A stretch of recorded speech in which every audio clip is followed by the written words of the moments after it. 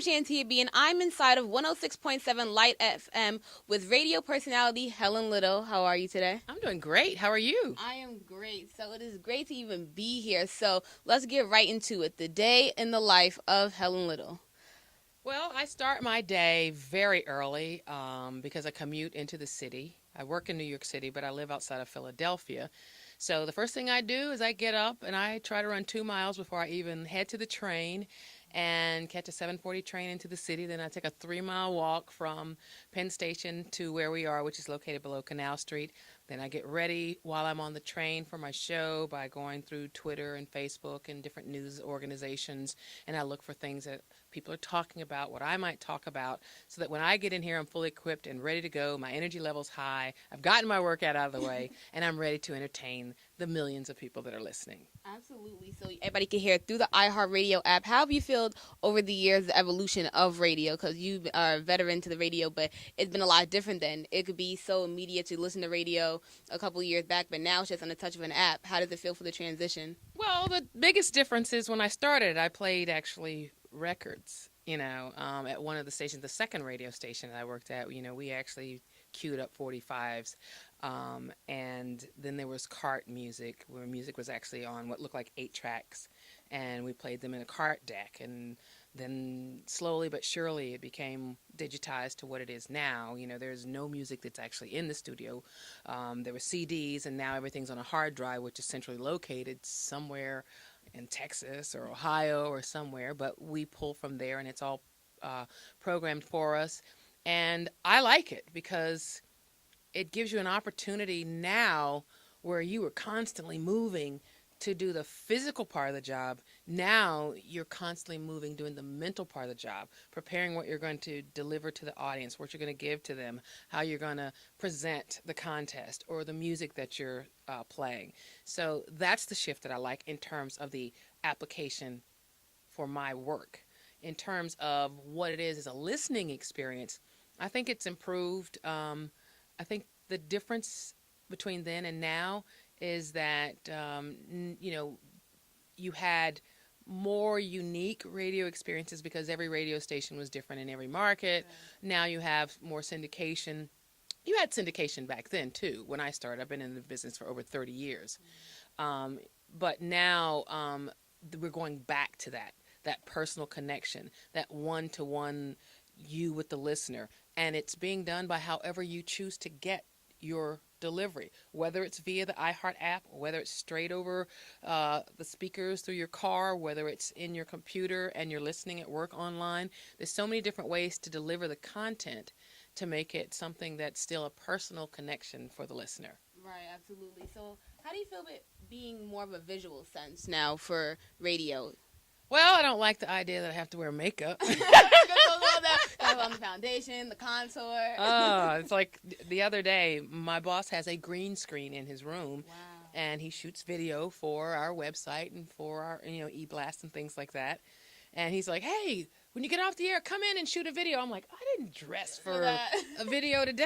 I'm not wearing makeup. My hair's a mess. But he wanted that authentic, messy-looking Helen. And that's a difference, which is okay. I actually like the visual aspect of it.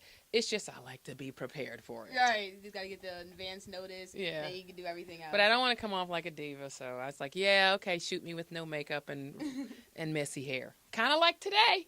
Oh, please. You look fine today. Don't worry about it. So I know for a lot of people going into radio, it's actually kind of difficult because getting into the experience and going into it, you don't necessarily get a job coming right off the gate. But you, on the other hand, you started radio junior year, had a job. So how were you able to start junior year going straight into radio like that? It was pure luck, or I like to look at it was just my path.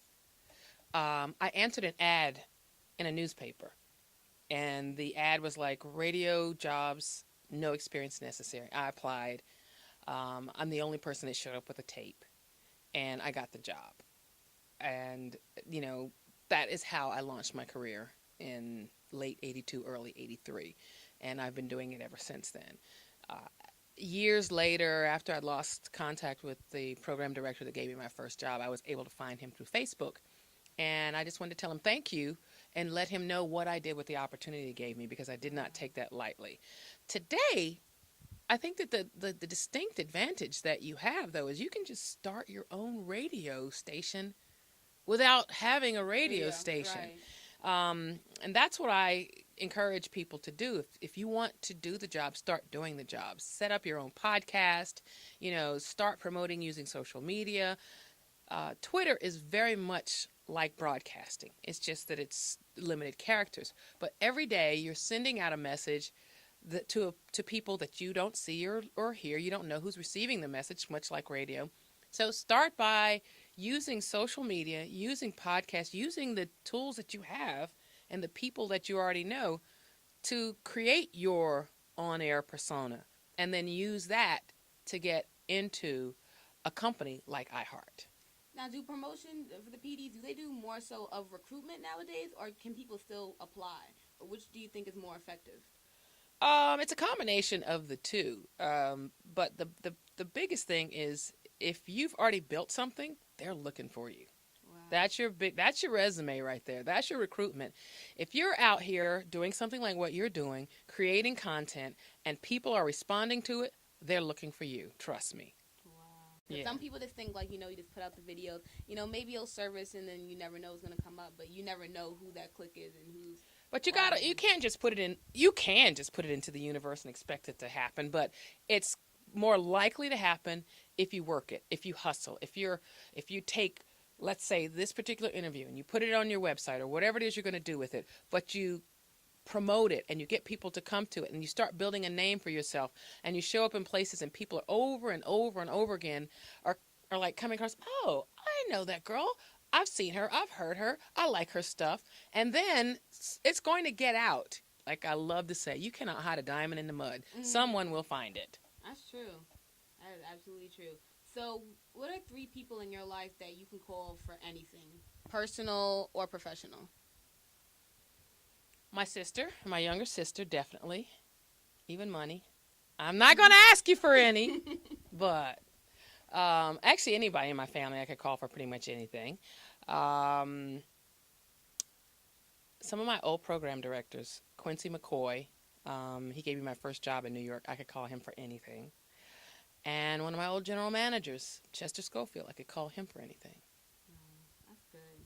Now, I know you also worked at record labels. Mm-hmm. And now, how do you feel about the transition and the foundation to that? Do you really think it was vital to kind of start in doing record label work as well, or not as much? No. One of the things, if I were to tell you all of my history, is I've been the kind of person that likes to move like this. So if there's not something right here in this space, let me see what's over here that's connected to it. It's kind of like if my career were a wheel and the hub of that wheel was attached to spokes. The hub would be music. The spokes would be anything connected to music. So I did record retail. I did radio. I worked at record companies. I did all kinds of different things that were connected to that hub.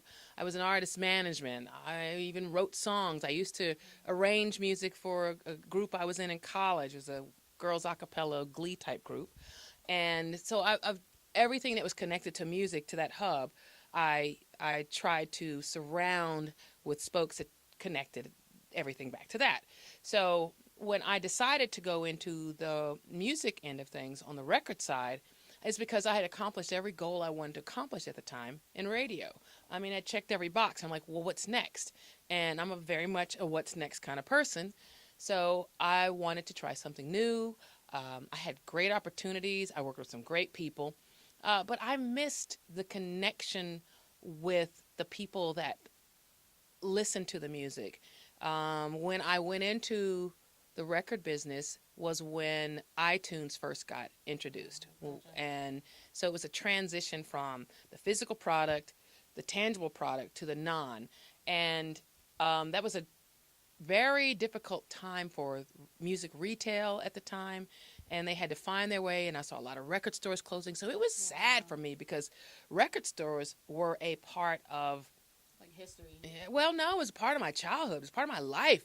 I worked at several different record stores. Like that's where I would go and meet other music lovers. I mean, it was a spot. It was a hangout. It was like a haven, so to speak, for music lovers. So now it's all done online where you connect with other music lovers, I guess. It's not the same as flipping through records and seeing a guy on the other aisle and go, "Ooh, do you like Pat Metheny too? So do I. Oh my God, we should get to know each other."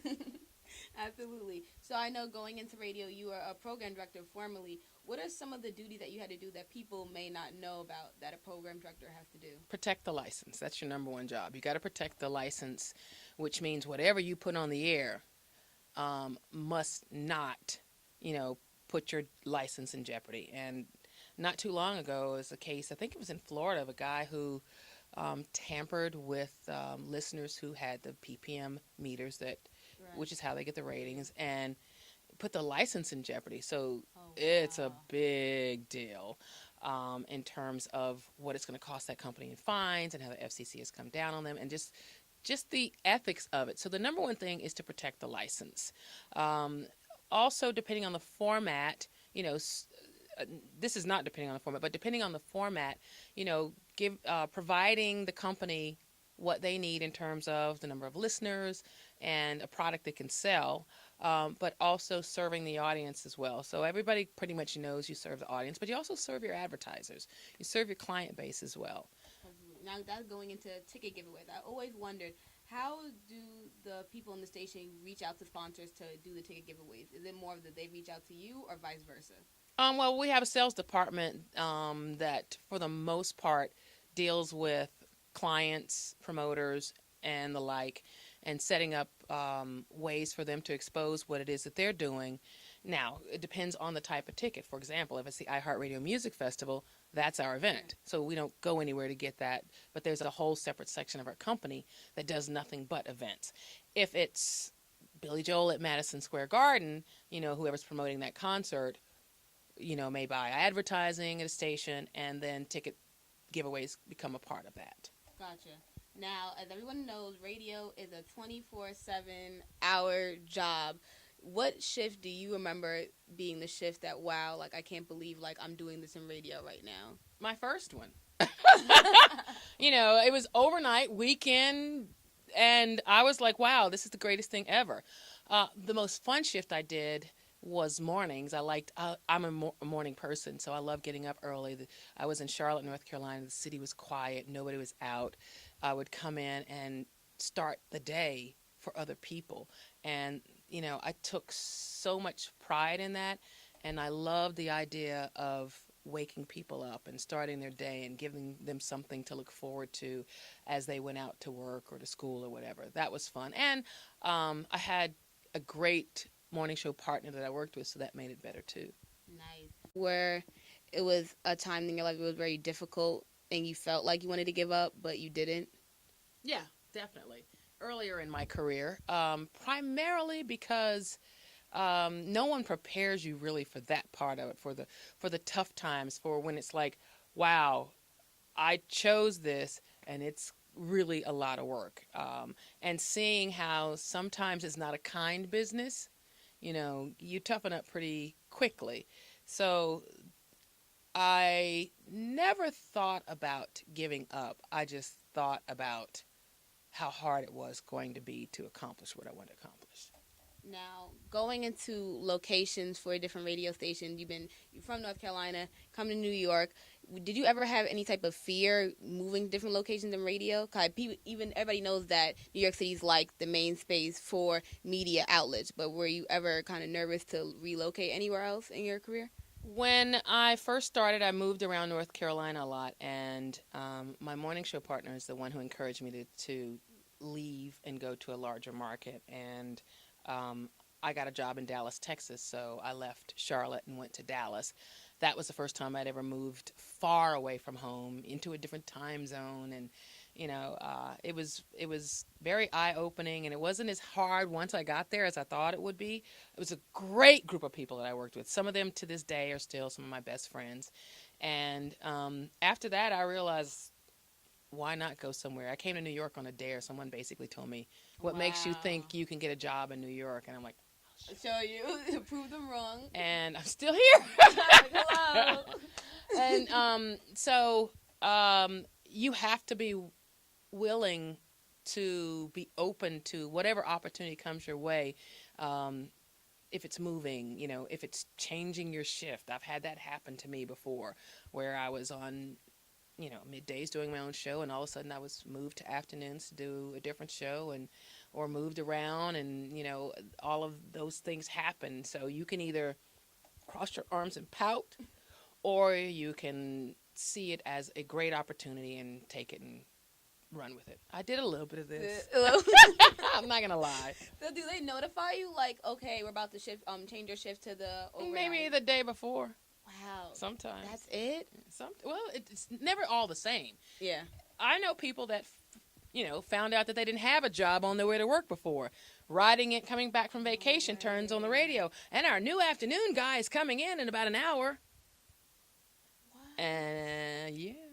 So no, like I said, there's no farewell last show. Nothing. Like I said, there's a cruel aspect to this business at times. Wow. I'm like so in shock right now. That's crazy. Just you like have no idea. Oh, so what's one experience you saw like in front of your eyes that was kind of cruel that like still kind of bothers you? None. Not to me. For one, I don't hang on to things that bother me. I did have my shift move before. So that was challenging. I did have people that I was close to that were let go. I had bosses that I was close to that were let go. But nothing that, I'm going to hang on to because I don't believe that that's healthy. Yeah.